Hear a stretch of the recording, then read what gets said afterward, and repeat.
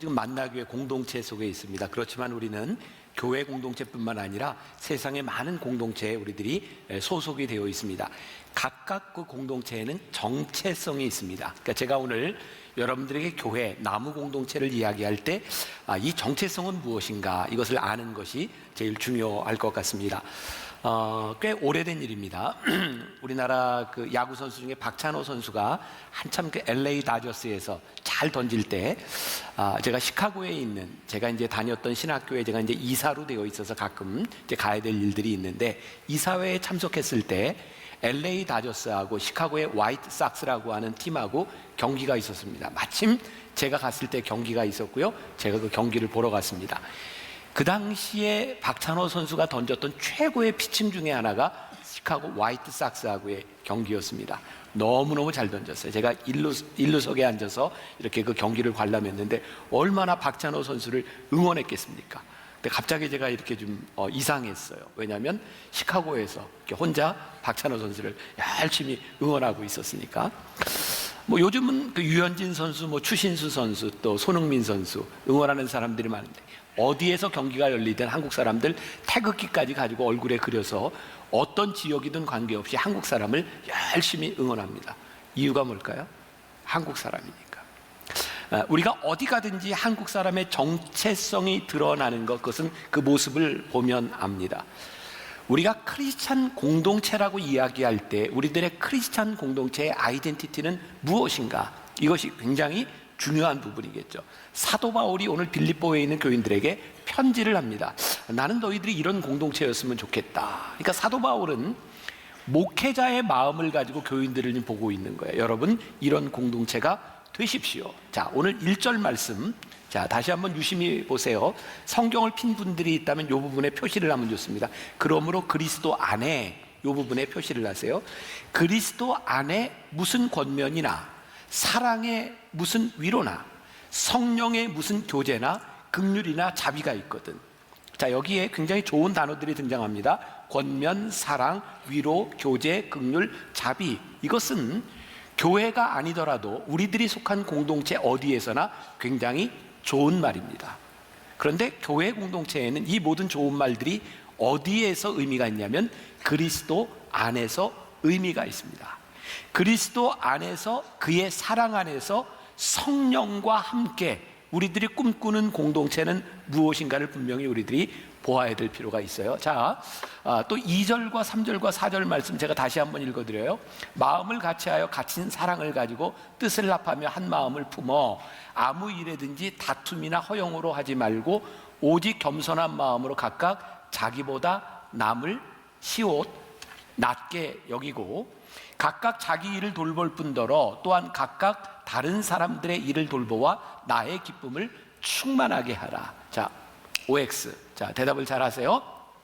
자, 여러분들은 어떤 교회 공동체에서 생활을 하면서 내가 남보다 좀 낫다, 그렇게 생각한 적이 있다. O. 나는 절대 그런 적이 없다. X. 자,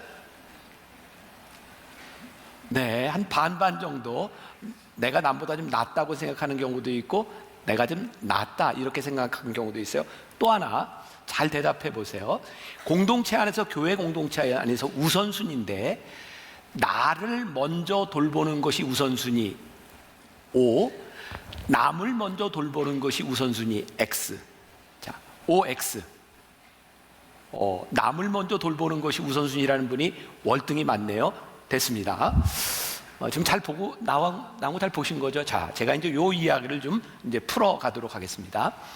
먼저 그리스도 안에서 그리스도와 함께 우리들이 꿈꾸는 이 공동체에는요, 답이 이렇게 자명하게 나와 있어요. 겸손한 마음으로 우리들이 나보다 남을 낮게 여기는 것이 옳다, 공동체에서 얘기합니다. 그런데 그게 쉽지 않은 거예요.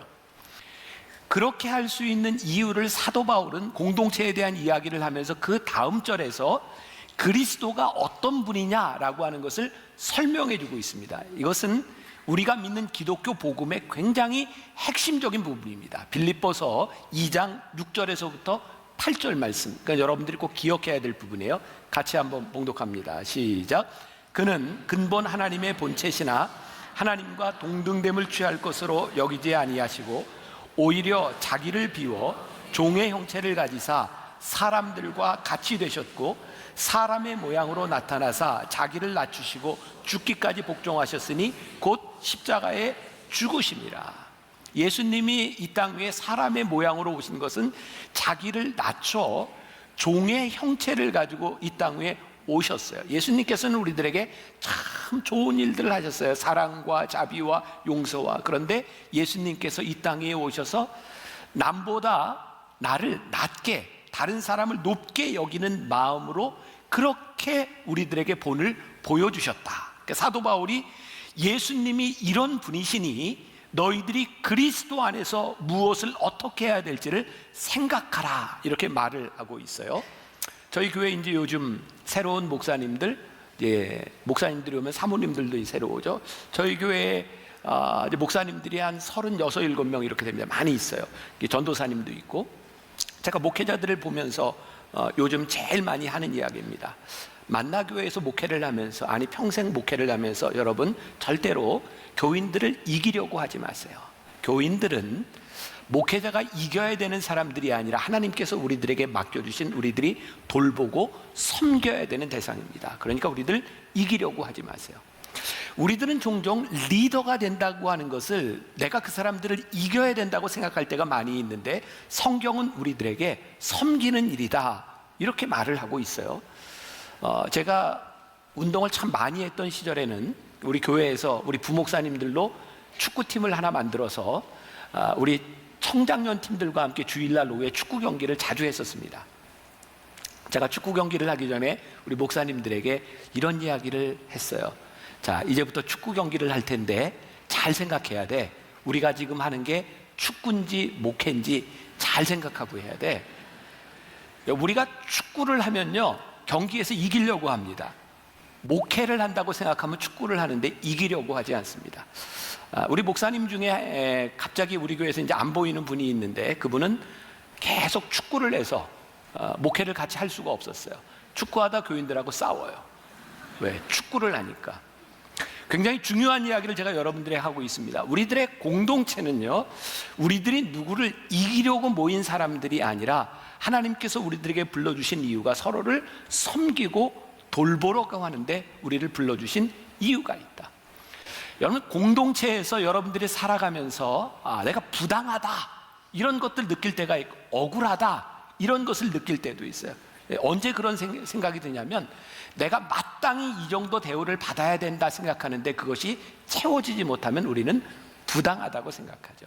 그러니까 우리들이 남을 나보다 낮게 여기면 그렇게 부당할 일이 없는데, 이게 안 되면 우리는 계속 부당하다, 이런 감정을 가질 때가 많이 있어요. 지난 한 해는 제가 우리 교회에서 각 부서 별로 이렇게 10시 예배 끝나고 12시 예배 끝나고 부서별로 미팅을 많이 가졌어요. 교사들하고도 미팅을 가지고 찬양대하고도 미팅을 가지고, 제가 교사들과 이렇게 미팅을 할 때였는데 한 교사가 저에게 이런 말을 했어요. 목사님, 우리를 미워하지 마세요. 제가 그 이야기를 듣고 마음이 아팠어요. 아니, 내가 왜 교사들을 미워해요? 그래서 제가 그 다음 주에 다시 갔어요. 내가 왜 교사들을 미워할까요? 나에게 절대로 그런 마음이 없습니다. 저에게도 잘못이 있었을 것 같아요. 그리고 교사들에게도 잘못이 있었을 것 같아요. 왜? 서로의 기대가 다르기 때문에 기대가 채워지지 않으면 우리는 거기에서 상처를 입을 때가 많이 있는 거예요. 우리가 그리스도의 마음을 가진다고 하는 것이 쉬운 일이 아닙니다. 그런데 그리스도 안에서 그리스도의 마음을 갖지 않으면 우리 공동체는 교회 공동체로서의 정체성을 잃어버리는 거예요. 저는 리더십이라고 하는 말을 굉장히 좋아합니다. 하나님께서 우리를 리더로 불러주셨다. 이것은 이렇게 담임 목사처럼 많은 사람 앞에서는 이런 리더를 이야기하는 것이 아니라, 저는 존 맥스웰이라고 하는 사람을 굉장히 좋아하는데 그분이 리더십을 이렇게 정의했거든요. 누군가에게 선한 영향력을 주는 것이 리더다. 그러니까 오늘 여러분들이 서로가 서로에게 선한 영향력을 끼치고 있으면 우리는 서로에게 리더가 되는 거예요. 그런데 어떻게 우리들이 선한 영향력을 끼칠 수 있는가? 저는 그것은 헌신의 분량만큼 가능한 일이라고 생각해요. 제가 목회자들에게 자주 하는 이야기입니다. 만나교회에서, 아니 여러분들이 평생을 목회하면서 당신을 따르는 사람들에게 헌신이 증명될 때까지 그 사람을 섬기고 배려해 보세요. 그러면 어느 날 당신은 리더가 되어 있을 것입니다. 여기에서 리더는 선한 영향력을 주는 사람이 되는 거죠. 저에게 제일 힘든 것이 그런 부분이에요. 제가 만나교회 담임 목사잖아요. 저에겐 부목사님도 여럿이 있고 늘 저에게 이렇게 대우해 주죠. 그리고 제가 일을 하면서 보면 저를 돕는 사람들이 있어요. 뭐 이제 이런 표현을 써서 죄송하지만 저희 교회 부속실도 있고 저를 돕는 비서 업무를 보는 사람도 있고, 목회자들 중에는 저를 늘 따라다니면서 저를 이렇게 수행해 주는 그런 목회자도 있어요. 제가 사람이 바뀔 때마다 늘 불러놓고 똑같이 하는 얘기가 있어요. 저를 가장 잘 보필하고 저를 위해 해주는 가장 중요한 일은 나로 인하여 다른 사람들이 불편하거나 피해가 가지 않도록 하는 것이 나를 위해 가장 잘하는 일입니다. 그러니까 나로 인하여 다른 사람이 불편해지지 않도록 꼭 기억하세요. 왜? 제가 담임 목사지만 제가 해야 되는 일들이 섬기는 일인데, 나로 인하여 다른 사람들이 불편해진다면 그것은 나를 잘 보필해 주는 일이 아닙니다. 이런 정도 얘기를 들으면 저 목사님 괜찮다 뭐 이런 생각이 좀 들지 않으세요? 근데 여러분들이 전혀 좀 이해를 못하는 것 같아요. 이거 농담이고요. 우리들의 삶에 정말 우리들이 돌보고 섬기는 일을 하기 위해서 우리들이 여기에 불리움을 받았다. 그리스도 안에서 예수 그리스도의 마음이 우리들 가운데 살아있을 때 우리의 공동체는 진정한 정체성을 가지게 되는 거예요. 근데 오늘 또 말씀 가운데 그리스도 안에서뿐만 아니라 성령과 연결되어 있는 부분이 1절에 잠깐 나와 있었죠. 그리스도 안에 무슨 권면이나 사랑에 무슨 위로나 성령의 무슨 교제나 긍휼이나 자비.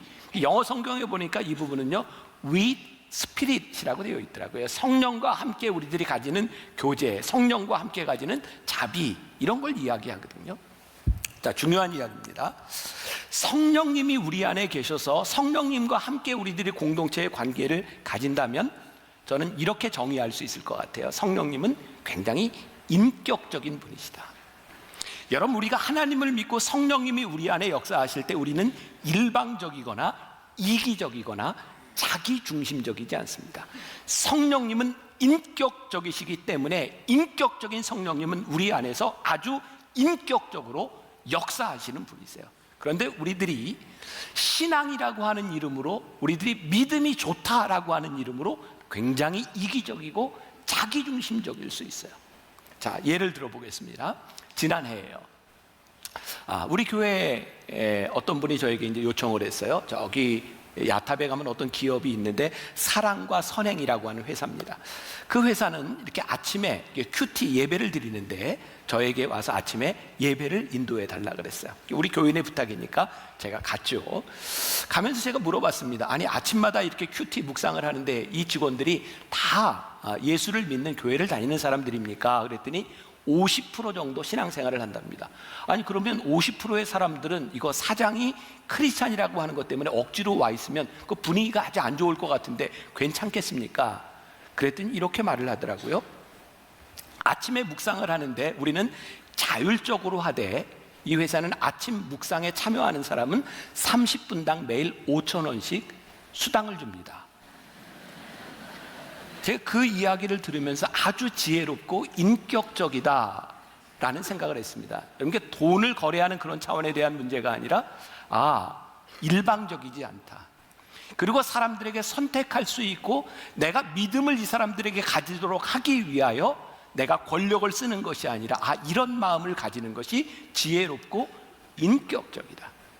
우리는 그동안 크리스찬 공동체 안에서 믿음이 좋다라는 이름으로 참 이기적이고 일방적인 것들을 많이 보았던 것 같아요. 성령님은요, 우리 안에 들어오셔서 우리들에게 지혜를 주시고 인격적으로 우리들에게 역사하시는 분이라는 것을 우리들이 잊지 말아야 돼요. 자, 이 성경에는요, 이런 부분들이 정말 많이 있습니다. 구약으로 넘어가 보겠습니다. 레위기에 보면 여러 가지 제사에 대한 이야기들도 있고 가난한 사람을 돕고 뭐 과부와 고아들을 돕는 일들이 있는데 그냥 단순하게 도와라 이렇게 말씀하시지 않고 하나님께서 우리들에게 아주 중요한 어떤 룰을 알려주세요. 레위기 19장 9절과 10절, 이 본문은 제가 이제 다음 주에도 또 지금 다룰 본문이기 때문에 짧게 한번 보고 갈게요. 자, 레위기 19장 9절과 10절 같이 봅니다. 시작.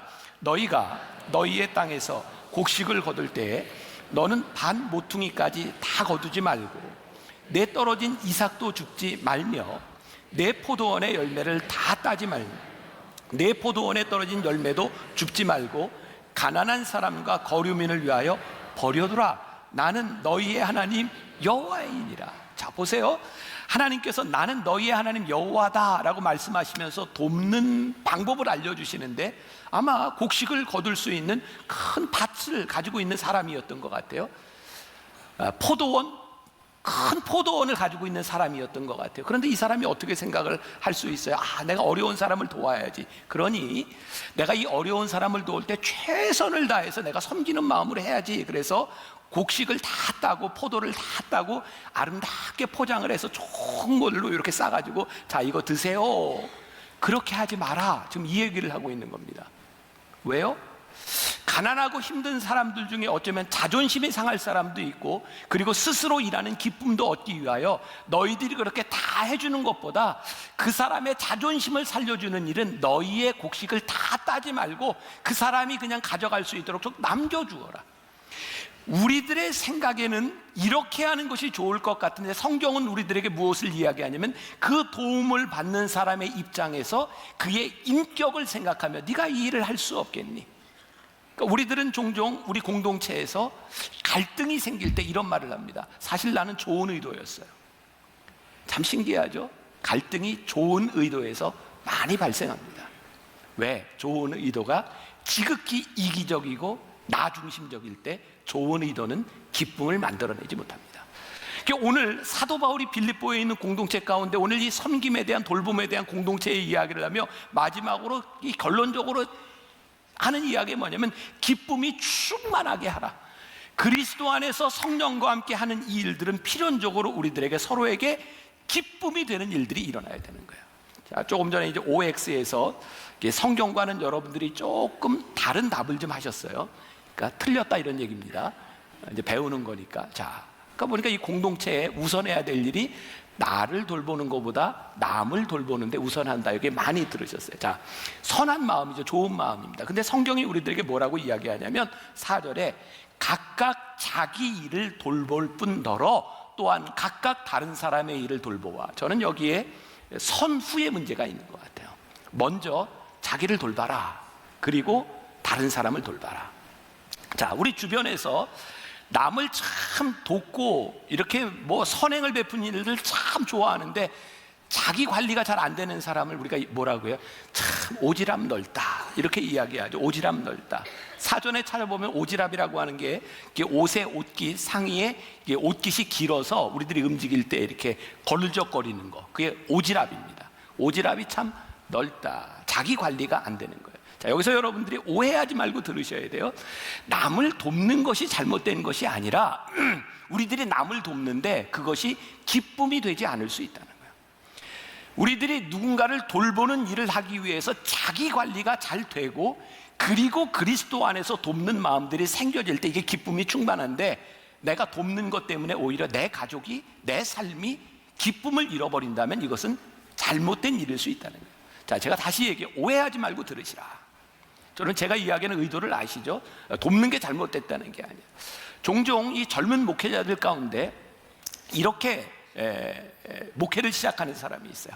나는 우리 교인들과 함께 이 교회를 개척하면서 우리는 처음부터 우리 교인들의 헌금의 50%는 선교와 구제를 위해서 쓸 것입니다. 그리고 목회를 시작해요. 그런데 50%를 쓰고 나면 교회가 운영이 안 돼요. 그래서 다른 교회에 도움을 요청해요. 사실은 저희 교회에도 그렇게 요청한 사람이 있었어요. 제가 우리 예산의 50%는 가난한 사람을 도우려고 하니 우리를 도와주세요. 제가 속으로 이런 생각을 했습니다. 오지랖이 참 넓다. 이거 지금 어려운 교회나 이런 데 제가 상처를 받으라고 하는 이야기가 아닙니다. 우리에게는요 먼저 해야 될 일들이 있는 거예요. 제가 젊은이들에게 제 자식에게도 우리 젊은 목회자들에게 하는 이야기가 있어요. 우리가 하고 싶은 일이 있으면 먼저 해야 되는 일을 하십시오. 우리가 해야만 되는 일을 하면 하고 싶은 일을 할 때가 옵니다.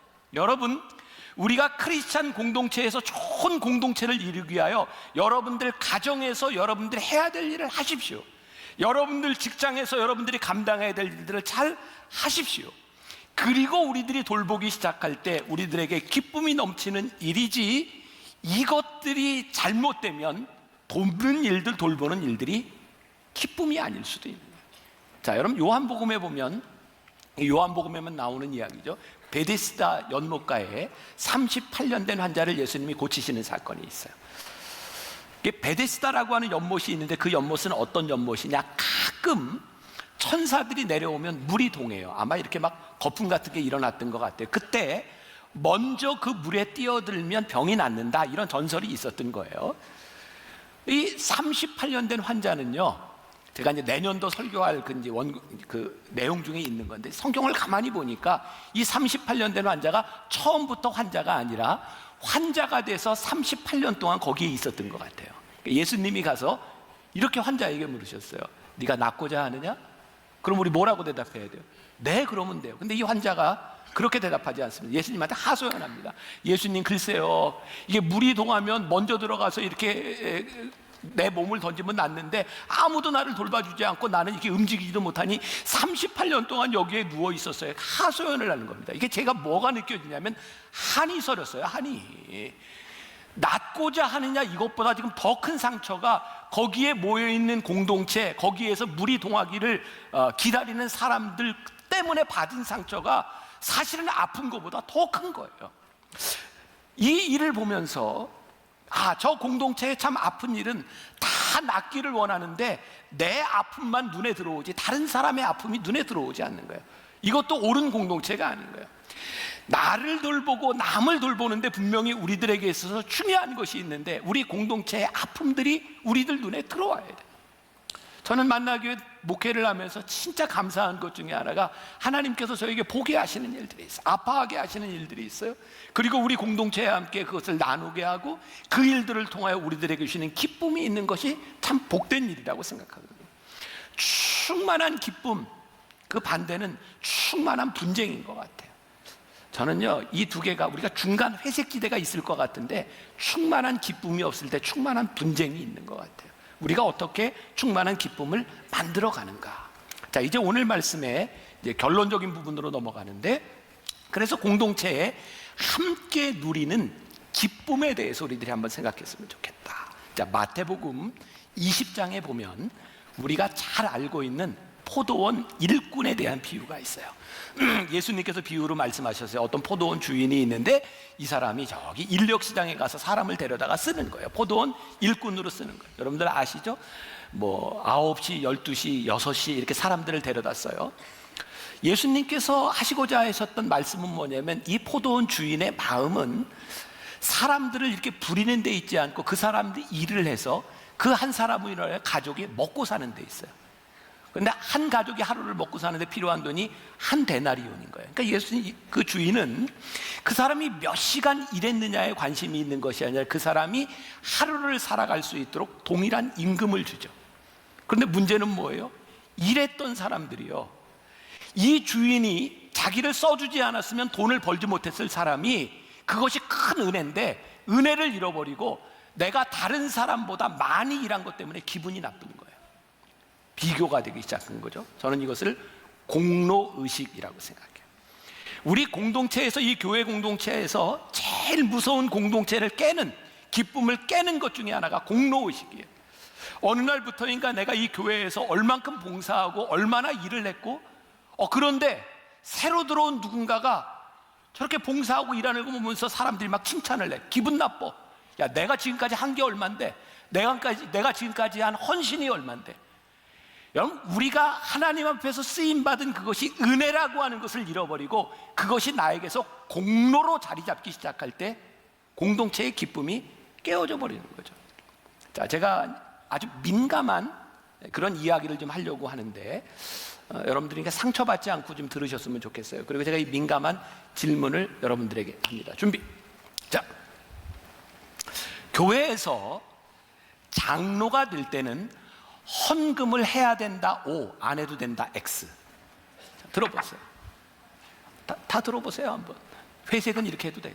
오, 근데 여기는 헌금을 해야 된다는 사람이 많네. 여기 앉은 사람들이 굉장히 독특합니다.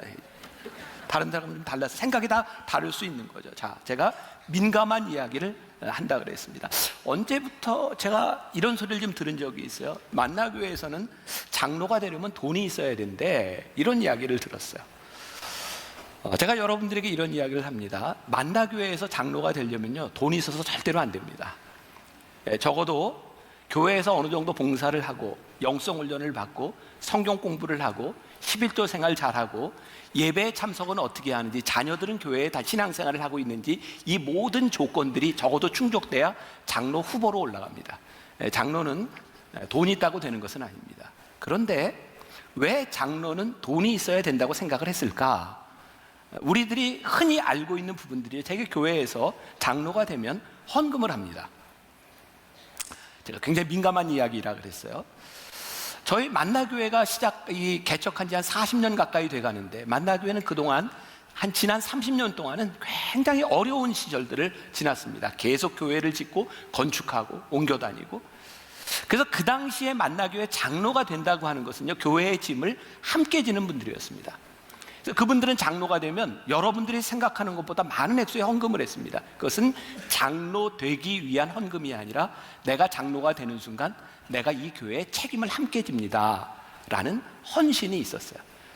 그리고 지금 사람들은 전혀 이해가 되지 않을 이 교회 빚 때문에 그 장로님이 된 분들은 자기의 집을 은행에 담보로 맡기고 그 빚을 가지고 교회 빚을 갚아갔어요. 그러니까 지금 우리들이 생각할 수 없는 많은 헌신들을 통하여, 그 장로님들의 헌신들을 통하여 우리들이 지금 여기에서 예배를 드리고 있는 거예요. 그러니까 장로가 되면 돈을 낸다, 이것은 여러분들이 생각하는 돈에 대한 문제가 아니라 교회에 대한 책임을 함께 지고 갔던 분들에 대한 헌신입니다. 그런데 문제는 무엇인가? 이러한 헌신과 희생들이 잘못된 방향으로 흐를 수 있다는 거예요. 첫 번째, 어떤 잘못이 있는가? 이렇게 장로가 돼서 교회 헌신을 하고 이렇게 함께 책임을 진다고 하는 좋은 의도가 아니라, 언제부터인가 모든 교회가 그런 건 아니에요. 장로가 되면 얼마 헌금을 하시오, 이렇게 이야기를 하면서 직분을 세우면서 헌금을 모으는 것이 될 때 교회는 타락하는 거예요. 이해가 되시겠어요? 헌금이 잘못된 것이 아니라 교회가 타락할 수 있어요. 또 하나, 이렇게 내가 돈을 내고 장로가 됐으니 이것을 우리가 헌신과 교회에 대한 책임으로 여기는 것이 아니라, 내가 이만큼 냈으니 나는 이제 교회에서 이만큼의 대우를 받아야 되겠다, 그것이 누림과 계급으로 인식되는 순간 신앙의 타락이 오는 거예요. 잘 이해하고 들으십시오. 헌금과 장로됨에 대한 문제가 아니라 그것이 타락으로 갈 수 있다는 거예요. 그래서 이런 논란들이 있을 수 있기 때문에 몇 년 전부터 제가 담임 목사가 되고, 그리고 만나교회에서는 장로님들이 되는 분들에게 교회에서 하는 헌금 제도를 없앴어요. 이것은 여러분들의 신앙에 대한 문제지, 교회에서 장로가 되기 때문에 헌금을 해야 된다, 얼마를 해야 된다, 이런 거 없습니다. 그것은 그냥 여러분들이 감사 헌금으로 하든 안 하든 그것은 장로와 전혀 관계가 없는 일입니다. 자, 이렇게 우리 교회가 흘러오는 중에 제가 염려하는 일들이 있습니다. 두 가지 염려가 있습니다. 하나는 기존에 먼저 장로가 되어서 물질로 많이 헌신했던 그런 장로님들이 후배 장로들을 바라보며 너희는 우리만큼 헌신이 없어 라고 생각한다면, 이분들은 포도원 품꾼에 비유해서 내가 몇 시간 더 일을 했다고 공로의식을 가지는 것과 다를 바 없다. 또 나중에 장로된 분들은, 이분들은 헌금을 이렇게 해도 되고 안 해도 되는 그런 상황에서 장로가 됐기 때문에 이전에 장로님 된 분들을 바라보며 우리는 장로님들과는 다른 상황으로, 우리는 돈과 관계없이 장로가 된 사람입니다, 우리는 의롭습니다 라고 이야기하면 그것은 자기의 의가 되어서 그것도 올바른 신앙의 모습은 아닌 것 같아요. 자, 장로에 대한 문제뿐만 아니라 우리 교회에는 명예집사와 명예권사와 명예장로라는 게 있어요. 왜 명예라고 하는 직책을 두었는가? 교회에서 이렇게 처음부터 신앙생활을 잘했으면 요 정도 나이가 돼서 요만큼 신앙이 성장하고 그렇게 직분을 가졌으면 참 좋은데 그런 상황이 안 되었던 거예요. 늦게 신앙생활을 하고, 그래서 이렇게 나이가 이렇게 찼는데 대상이 안 되는 거예요. 안타까워요. 그래서 명예 집사를 주고 명예 권사를 주고 명예 장로를 주기도 해요. 저는 장례식에 갔을 때 죄송합니다, 그냥 이렇게 십자가 놓고 이렇게 성도라고 쓰여진 것보다 거기에 집사, 권사, 장로라는 직책이 있으면 참 좋겠다. 왜? 적어도 그 가정에 우리 부모님이 살아왔던, 우리 할머니와 할아버지가 살아왔던 믿음의 기념비니까. 그것이 직분으로 인식되는 것이 아니라 그것이 믿음의 신앙의 기념비니까 그건 참 귀한 것이다.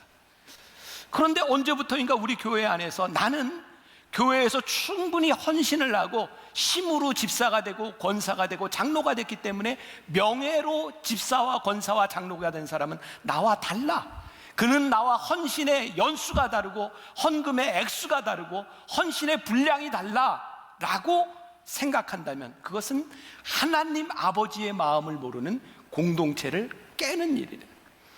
우리들이 함께 누리는 기쁨은 그리스도 안에서 그리스도의 사랑으로 성령과 함께 우리들의 공동체를 보기 시작할 때에 우리들에게 함께 누리는 기쁨이 우리들에게 있는 거예요. 저는 우리 교회 만나 교회 공동체가 그리스도의 마음이 살아있는 그런 공동체가 되었으면 좋겠어요.